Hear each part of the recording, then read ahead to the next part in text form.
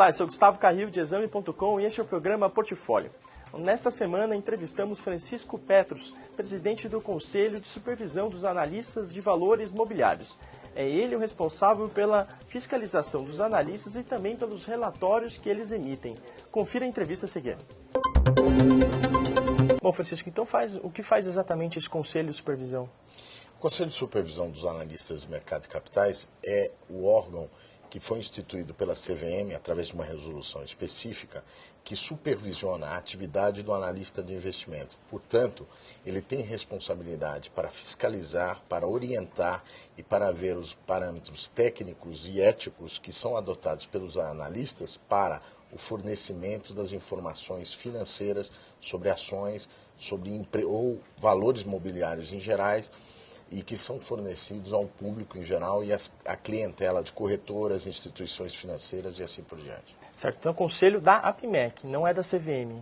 Ele é um conselho que ele é originário da APIMEC, mas ele tem independência, é um órgão independente da associação e que ele tem a função regulamentar desta fiscalização.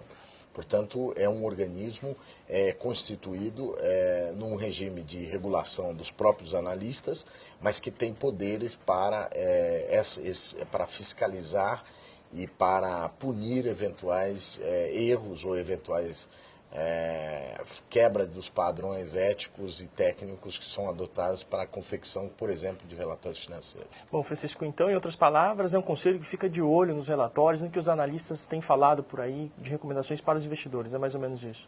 Exatamente. Obviamente, dentro desse parâmetro, o objetivo desse conselho existe um objetivo de orientação. Ele também coloca aspectos éticos e aspectos técnicos que devem ser adotados pelos analistas no sentido de beneficiar o público investidor. E, em última instância, o grande beneficiário deste conselho, do trabalho executado pelo conselho, é o de propiciar ao público investidor condições de reclamar ou levantar aspectos relacionados com os relatórios que são fornecidos para a tomada de decisão de investimentos. Tá. Bom, o investidor que estiver insatisfeito ou acha que que leu uma recomendação que estava equivocada, ele pode recorrer ao conselho na APIMEC. Como ele pode fazer isso? Ele pode através do próprio site, o www.apimec.com.br. Existe uma área específica, que inclusive tem o telefone, e ele pode pedir para falar com a Superintendência de Supervisão e dizer o que está acontecendo. A partir desse momento é feita uma investigação.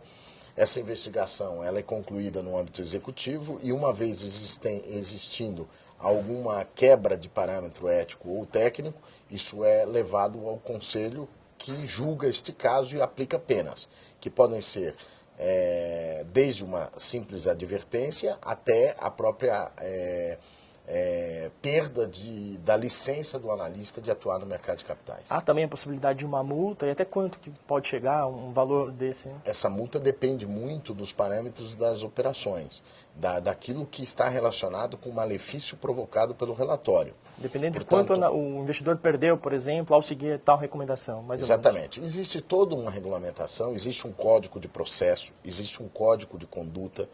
Portanto, existem parâmetros regulamentares que são seguidos por este conselho.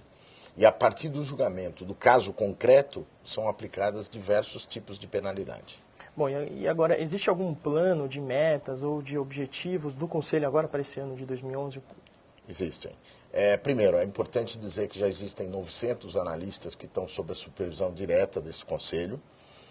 Hoje, todos os relatórios desses analistas são remetidos para o órgão regulador, no caso, a Superintendência de Supervisão. Então, ou seja, quando ele emite o relatório, ele manda para vocês também? Ele é obrigado a mandar, ele é recomendado que ele mande e há uma fiscalização. Tem uma equipe que lê todos os relatórios? Tem uma equipe que lê desde os parâmetros, vamos dizer, mais gerais desse relatório. Obviamente, como existe uma grande quantidade de relatórios, não se entra no mérito da recomendação, não se entra no mérito das especificações técnicas. O objetivo é verificar se aquela opinião que foi construída e que foi dada para o distinto público, ela está acompanhada de parâmetros técnicos e éticos coerentes com a atividade do analista e com o interesse do investidor. Esse é o grande parâmetro que é seguido por essa superintendência. Portanto, nós estamos falando não de uma restrição à opinião dos analistas, mas nós estamos falando basicamente do seguimento de parâmetros relevantes para o investidor. Sim. Por exemplo, conflitos de interesse que eventualmente os analistas possam ter. Quais são? Por exemplo, ter uma posição própria e se recomendar aquela ação para o público. Ou seja, ele tem a ação e recomenda a compra dela. Por exemplo. E não identifica isso no relatório. Ele pode ter e identificar isso no relatório. Todos os eventuais conflitos que possam existir internamente à instituição e externamente ou intrinsecamente ao próprio analista, elas têm de ser explicitadas nesse relatório. São aquelas letras bem pequenas ao final do relatório que o investidor tem que ter um disclaimer. São letras pequenas, mas é importante relevar que o fato de que o disclaimer foi feito faz com que, a partir da existência do conflito, uma série de ações obrigatórias tenha de ser feitas pelo analista. Porque no momento que existe um conflito de interesse, que ele é declinado, ou seja, ele é conhecido, isso faz com que o analista assuma uma série de responsabilidades correlatas. Então, não é o fato somente de existir na letra do relatório, mas o importante é quais são os parâmetros e o comportamento que, em vista desse conflito de interesse, o analista adota. Portanto, nós estamos falando de coisas concretas, não se trata apenas de uma liturgia que, uma vez formalmente cumprida, não tem efeitos. A expectativa do comitê de supervisão, ou seja, do conselho de supervisão, é que cada vez mais os analistas estejam atentos à sua própria atividade, inclusive perante as atividades da própria instituição financeira, porque existem conflitos que não são inerentes ao analista, mas à instituição. Por exemplo, a instituição que está cuidando de uma emissão de ações, ela tem parâmetros internos e regulamentares da própria normatização dos analistas que têm de ser seguidas. Portanto, nós estamos falando de aspectos concretos que influenciam o valor das ações, que influenciam as ações dos analistas e as decisões dos investidores. Nós estamos falando, em última instância, de dinheiro. Sim. Bom, até recentemente a gente via que os relatórios vinham, às vezes, sem o nome do analista. Isso parece que já mudou, os nomes sempre vêm ali mostrados nos relatórios. Agora eu queria saber uma coisa, o analista que escreve ali e eventualmente entra no processo e é multado, a instituição que emprega esse profissional também é responsável pelo relatório? Não. O analista é pessoalmente o responsável pelo que escreve. A responsabilidade incide sobre o que ele faz. Agora, se a instituição cria-se alguma situação constrangedora ao trabalho do analista, ele inclusive o predicado tem o direito de informar isso ao conselho, que toma as providências, inclusive juntamente à Comissão de Valores Mobiliários, que é quem supervisiona as instituições financeiras. Então, isso é um aspecto muito importante.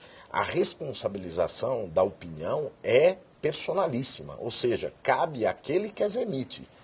Portanto, se houver constrangimento nessas opiniões, ele é inclusive obrigado a denunciá-las, de sorte que ninguém pode alegar que agiu de determinada maneira em função de uma ordem dada pelo seu superior ou pela instituição na qual trabalha. Bom, então, na hora que ele for pressionado, o caminho que ele deve tomar é realizar uma denúncia ao conselho. É isso? Conselho. Isso é confidencial ou ele tem que se expor? Todo o processo, na sua fase inicial, tem natureza confidencial. Por uma razão simples, porque não se conhece ainda a natureza do ocorrido, não se conhece as informações relacionadas com ele, mas uma vez iniciado o processo, ele passa, inclusive as decisões têm natureza pública. Porque a satisfação a ser dada não é somente a comunidade dos analistas, nem a comunidade financeira ou de negócios, mas é, sobretudo, a comunidade investidora, o distinto público e a sociedade em geral que tem interesse naquela questão. Bom, Francisco, então boa sorte nesse primeiro ano aí do Conselho de Supervisão. Obrigado. Muito obrigado pela participação no nosso programa. Legal, muito obrigado. Bom, e a vocês muito obrigado pela audiência. Até o próximo programa.